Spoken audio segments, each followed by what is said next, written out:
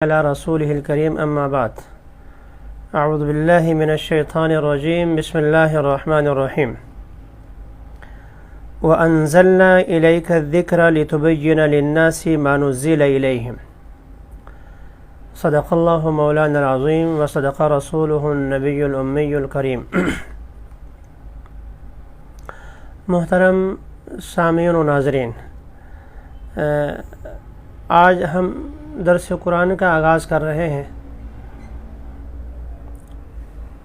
ہماری مسجد میں الحمدللہ پہلے سے درس قرآن کا سلسلہ جاری ہے اور 2 مرتبہ سورہ فاتحہ سے لے کر سورہ ناس تک الحمدللہ درس قرآن فجر میں ختم ہوا۔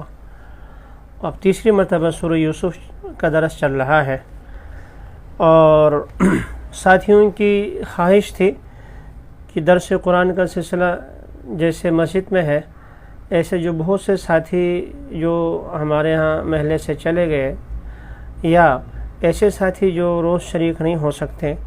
تو ان کے لیے بھی کوئی سلسلہ ایسا ہو کہ درس قرآن کی اگر خدا نخواستہ وہ مسجد میں نہیں آ سکے، ناگاہ ہوا ان کا، تو وہ بھی اس قرآن سے مستفید ہو سکے۔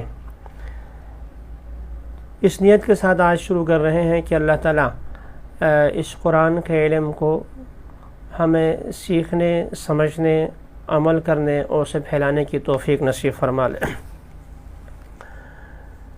قرآن مجید اللہ تعالیٰ کی کتاب ہے اور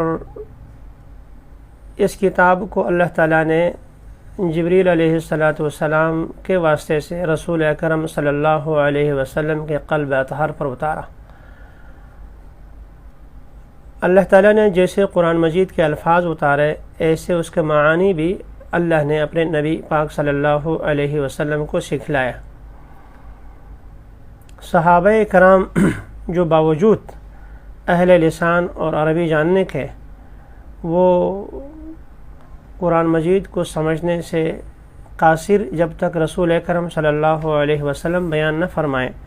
جیسے جو آیت میں نے آپ کے سامنے پڑھی ہے، اس میں یہ بیان فرمایا گیا ہے کہ وَأَنزَلْنَا إِلَيْكَ الذِّكْرَ لِتُبَيِّنَ لِلنَّاسِ مَا نُزِّلَ إِلَيْهِمْ۔ ہم نے قرآن آپ پر اتارا تاکہ آپ لوگوں کے سامنے وہ باتیں وضاحت سے بیان فرما دیں جو ان کی طرف اتاری گئی ہیں۔ قرآن بھی اللہ کی طرف سے اتارا گیا اور اس کے معنی بھی، اور ہمارے اہل تفسیر حضرات، اصول فقہ والے حضرات قرآن کی تعریف کرتے ہیں تو کہتے ہیں وَهُوَ اسم للنظم والمعنى جميعا۔ قرآن صرف الفاظ کا نام نہیں ہے، الفاظ اور معنی دونوں کا نام ہے۔ لہذا صرف لغت دیکھ کر قرآن مجید کی تفسیر کو سمجھنا یہ کافی نہیں۔ بہت سی آیات آگے درس قرآن میں آئیں گے کہ وہاں باوجود یہ کہ صحابہ کرام اہل لسان اور عربی زبان ان کی مادری زبان ہونے کے، وہ آیت کا مفہوم سمجھنے سے قاصر رہے، رسول اکرم صلی اللہ علیہ وسلم سے پوچھا، پھر آپ نے وضاحت فرما لی۔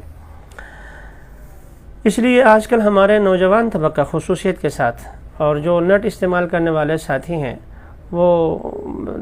نیٹ پر موجود قرآن کا کوئی ترجمہ یا اسی طریقے سے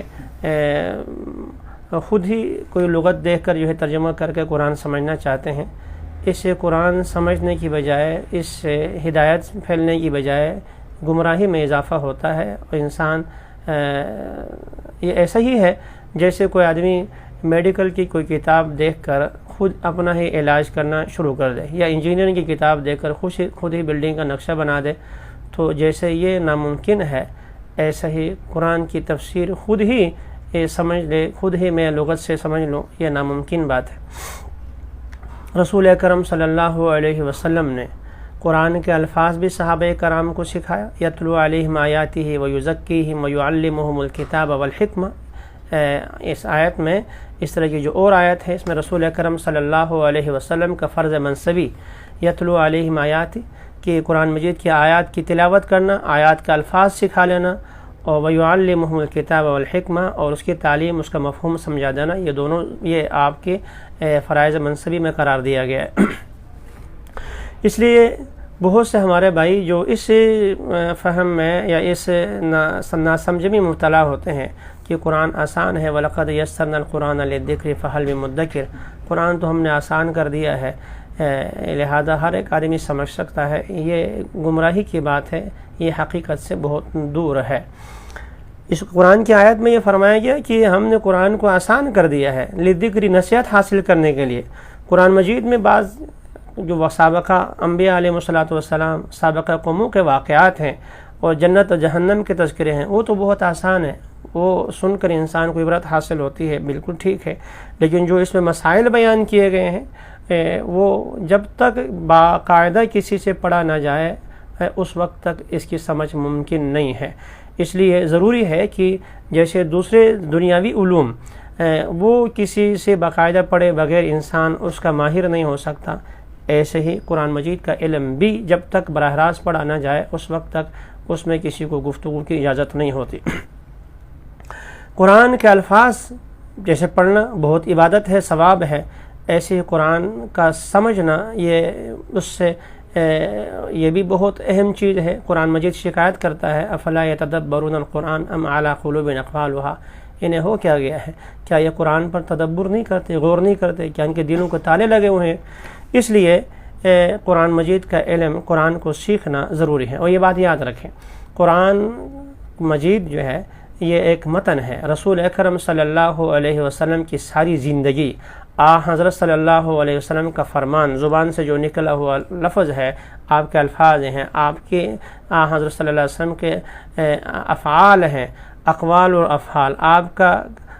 فرمانا یا آپ کا کرنا، یہ سب کچھ یعنی آپ صلی اللہ علیہ وسلم کی پوری زندگی یہ قرآن مجید کی عملی تفسیر ہے۔ تو ہم انشاءاللہ العزیز روزانہ اس پر تھوڑا سا چند ہی آیات مختصراً عرض کریں گے، لیکن یاد رکھیں ہم بہت مختصر اور صرف آیت کا مفہوم ہی بیان کریں گے، اس کی تفسیر اور جیسے علماء کرام بیان فرماتے ہوتے ہیں اپنے دروس میں، وہ چیزیں نہیں ہوں گی، چونکہ یہ عوامی درس ہے۔ اس لیے لفظ صرف قرآن مجید کا مفہوم سمجھانا، اس آیت سے کو اللہ فرمانا کیا چاہتے ہیں، یہی ہمارا مقصود ہے۔ اللہ ہمیں سیکھنے، سمجھنے، عمل کرنے، اسے پھیلانے کی توفیق نصیب فرما لے۔